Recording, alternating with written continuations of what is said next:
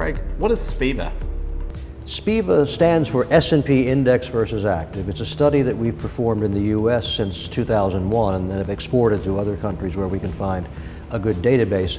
What SPIVA does is look at a database of actively managed funds and ask the question, how do the managers in that database perform versus an unmanaged index that's indicative of their style of management. So for example, in the US, how do large cap managers do versus the S&P 500?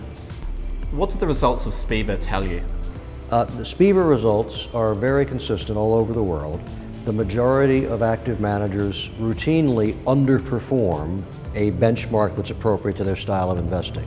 That's true in the US, it's true in Europe, it's true in Australia. Wherever we've looked, those results are quite consistent.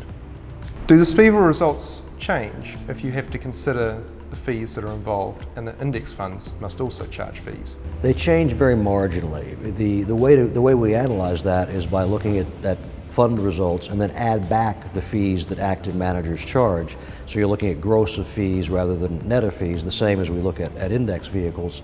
And the results are marginally different, but not substantially so. I mean, the classic SPIVA, if I may call it that, says that the majority of active managers underperform most of the time net of fees. Fee-adjusted SPIVA says the majority of active managers underperform most of the time, even gross of fees. Is there any reason to believe that SPIVA doesn't work in New Zealand? There isn't, as long as the majority of assets are managed by professionals and not by what I lovingly call undiversified amateurs. The SPIVA results should apply here as much as they do anywhere else. Do the results of SPIVA imply that advisors are obsolete? Oh, not at all. The SPIVA results imply that financial advisors should not identify their source of value added with stock selection.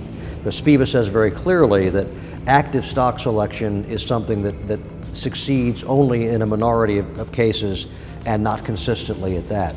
There's still tremendous opportunity for advisors to add value to their clients by education, by telling them about new products, widening their horizons, tax planning, generational planning, things of that nature.